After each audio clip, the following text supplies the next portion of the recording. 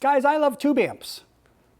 I've got an 845 tube integrated Area Surat, 845 tube integrated Solista from Viva. I've got a BAT VK80i tube integrated. I've got a tube DAC from Area Surat. I had an Aquila Scala tube DAC. I love tubes. Tubes can be really expensive though. In fact, these LROGs, these 284s, which are a version of the 845s, are, let's take them out of here very, very carefully. These are $2,000 each. The Area Surat, for instance, takes 2 tubes. The Viva takes 4. That's a lot of money for tubes. I want to be very, very careful, very gentle with them, keep them in their box, safe and sound. What if I told you, though, you could get a tube? By the way, those LROGs, best sounding tube. What if I told you you could get a tube for 1/15 the price of those LROGs that gives you 50% of the performance? Stay tuned and I'll tell you what I'm talking about.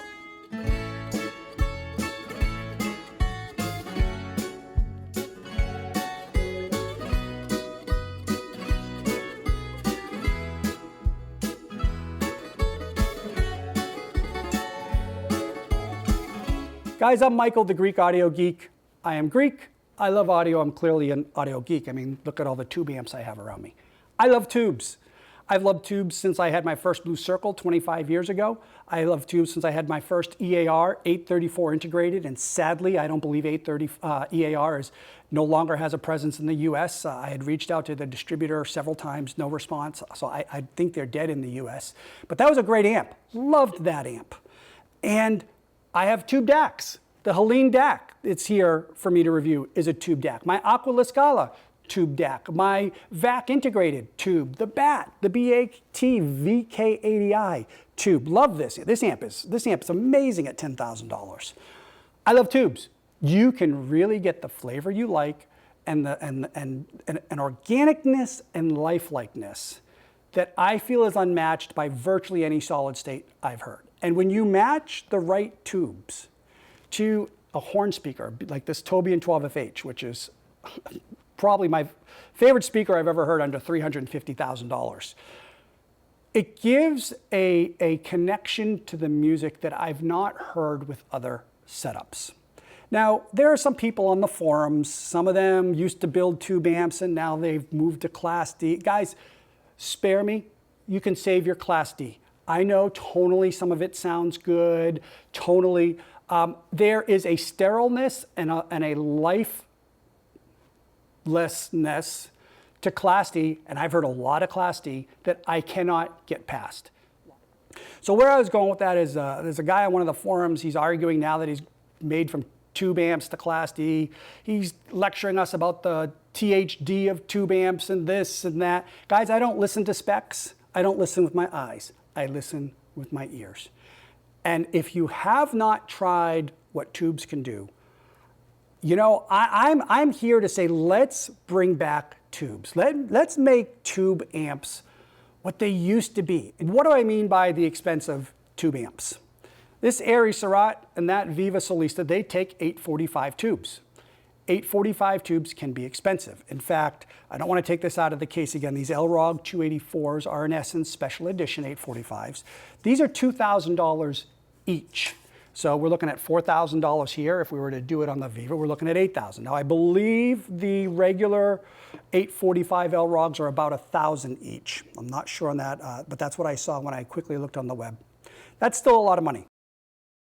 So this was presented to me to show me the Svein originally when I got this for review, to show you that, Michael, you can run an amp like an Area Surat or something else is not $1,000 or $2,000 each and still get good sound. And guys, I did. When I ran the previous generation Svein, whoops, that's not it.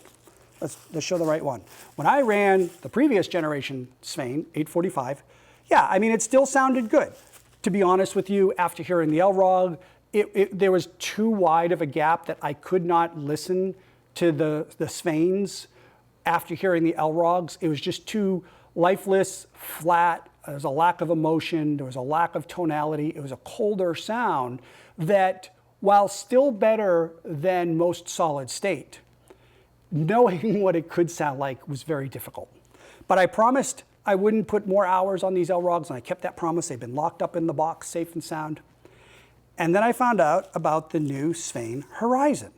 Svein's really excited about these tubes. This is a newer version of their previous 845. Same price. Guys, a pair of these, I think you're only looking at about 200 or 250 bucks each, if I remember correctly, which is not a lot of money. This is a big tube. And I received them and I put them in the Airy Surat and the Viva. I gave them 50 hours run-in time.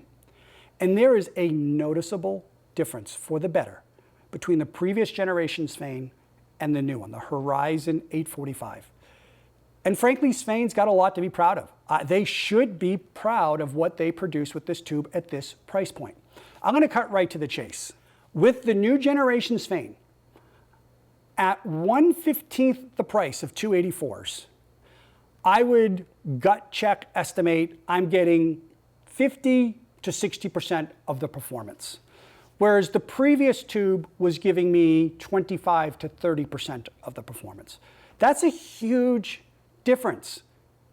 That is a really good deal in my mind. That's enough to overcome a fear of you have to retube a Viva or anything like that, or an Airy Surat. You're not spending $4,000, $8,000 on tubes.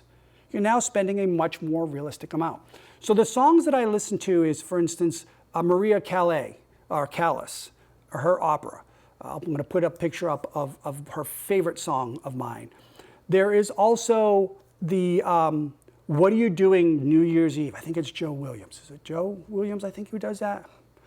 There is, when you listen to those songs, oh, and one other one, when you listen to When I'm Laid in Earth, I think it's Henry Purcell who did that song. I'm trying to remember back from my undergraduate days when I studied opera and classical music. But there is a naturalness, a lifelikeness, an emotional connection with the L-Rogs that frankly, when hooked up with great horn speakers, has to be heard to be believed. I just never thought I could get that kind of sound. With the older Svein, much of that emotion was wiped out. In fact, most of it, and it was more matter of fact. With the newer Svein, guys, a lot of that is back. You're getting the more tonality. You're getting the richer sound. You're getting the more dimension. It doesn't sound as flat. I'm hearing the body of instruments and the voices that really brings it to life and allows you to sit back and enjoy it, whereas before you might have been saying, oh my gosh, I'm giving up so much sound. Now you're saying, this sounds good. I like this. So guys, please, I am not, if it sounds like I'm saying a lot of bad things about the previous Svein, I'm not. Okay, we're talking about a tube, I think it was 10 years or something like that was the last time they kind of designed them. It was still a lot of tube for the money. And I would still prefer, I want to be very clear, I would still prefer the previous generation Svein 845s in this gear versus the solid state that I've heard. That is not putting the solid state down. It's a personal preference. The new ones, I don't know why I keep putting them back in the plastic other than I'm just too terrified of ever breaking tubes. The new one is that much better. It makes you want to turn it on. It makes you want to enjoy it and listen to it. You know, I hear people on some of the forums say, oh, single-ended triodes can't produce bass.